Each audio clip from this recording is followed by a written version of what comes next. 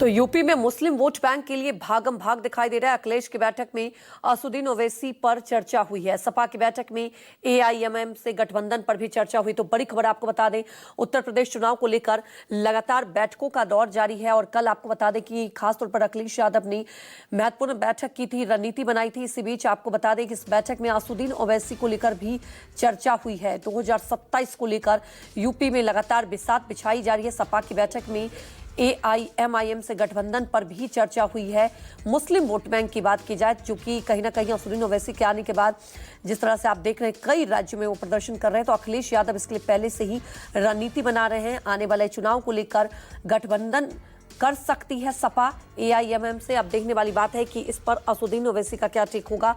हालांकि आपको बता दें कि मुस्लिम वोट बैंक एकजुट आए, इसे लेकर चर्चा हुई और खास तौर पर इस चर्चा में ये रणनीति बनाई गई और ये मंथन किया गया कि मुस्लिम वोट बैंक कैसे एकजुट हो। इसके लिए असदुद्दीन ओवैसी को साथ लेकर चलने की कवायद सपा जरूर करेगी।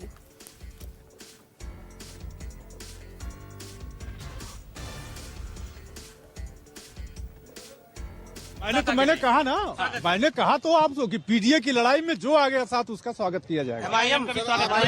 भारतीय जनता पार्टी को समाजवादी पार्टी और इंडिया गठबंधन हरा रहा है। स्वागत है। रणनीति बन चुकी है। बहुत जल्दी आप लोगों के सामने।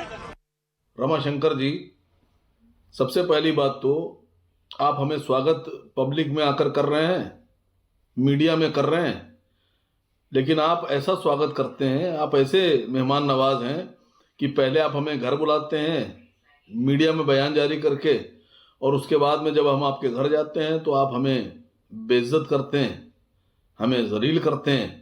आप हमारे मुंह पर अपना दरवाज़ा बंद कर देते हैं, दरवाज़ा ही नहीं खोलते। लेकिन आपके बॉस जनाब अखिलेश यादव जी से अगर आपकी सिलसिले में बात हुई है और आपका बयान अखिलेश जी की मर्जी अनुसार है, तो यही बयान आप अखिलेश यादव जी से कहलवा दीजिए कि वो स्वागत करते हैं हमारा। हम अपना स्वागत करवाने के लिए तैयार हैं। तो देखिए, लाजमी सी बात है कि इस पर सियासत भी होगी और इसे लेकर अलग अलग रिएक्शन भी आए। लेकिन बड़ा सवाल ये उठता है कि मुस्लिम वोट बैंक को एकजुट करने के लिए अभी से ही कवायद की जा रही है। अब देखने वाली बात यह है, क्योंकि ये कहा गया एआईएमएम की तरफ से कि अगर अखिलेश यादव की तरफ से ये ऑफर आता है फिर उसके बाद कदम उठाए जाएंगे। लेकिन देखने वाली बात है कि क्या ये गठबंधन होगा आने वाले चुनाव के लिए। मानस श्रीवास्तव हमारे साथ सीधे लाइव जुड़ चुके हैं। मानस, 2027 के अभी से ही हम देख रहे हैं उत्तर प्रदेश में बिसात बिछाई जा रही है, लगातार बैठकों का दौर भी चल रहा है, कल बैठक भी हुई।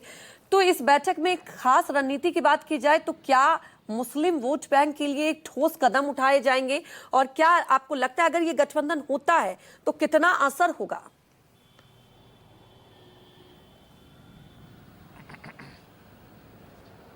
देखिए, जिस तरीके से असदुद्दीन ओवैसी का कद बढ़ रहा है, या यूं कहा जाए कि मुस्लिम वोट बैंक में उनका क्रेज बढ़ रहा है, इस बात को उत्तर प्रदेश में समाजवादी पार्टी और इंडिया गठबंधन बखूबी समझ रही है। देखिए, सिर्फ 6 सीटों की डिमांड की थी बिहार के विधानसभा चुनाव में। ओवैसी अपनी 5 सीटें जीतने में कामयाब रहे, लेकिन उन्होंने इंडिया गठबंधन को भारी नुकसान पहुंचाया। इसके बाद आप दूसरा प्रदर्शन देखिए, महाराष्ट्र के जो निकाय चुनाव हुए, तमाम दिग्गजों को पीछे छोड़ते हुए बहुत शानदार वहां पर जीत ओवैसी की पार्टी को हासिल हुई। तो इन 2 राज्यों के जो घटनाक्रम, सियासी घटनाक्रम हुआ, उसको देखते हुए कल समाजवादी पार्टी की जो सांसदों की बैठक थी, उसमें यह मुद्दा उठाया गया कि असदुद्दीन ओवैसी को इग्नोर करना इंडिया गठबंधन के लिए घातक हो सकता है। इसकी बड़ी वजह यह है कि 2017 से लगातार ओवैसी ये डिमांड करते रहे कि वो जो गठबंधन है, जो गैर भाजपाई गठबंधन है, उसमें उनको हिस्सा बनाया जाए, लेकिन ऐसा कभी हुआ नहीं, क्योंकि समाजवादी पार्टी को लगता था कि अगर ओवैसी का कद बढ़ा उत्तर प्रदेश में तो समाजवादी पार्टी का वोट बैंक जो है वो डैमेज होगा।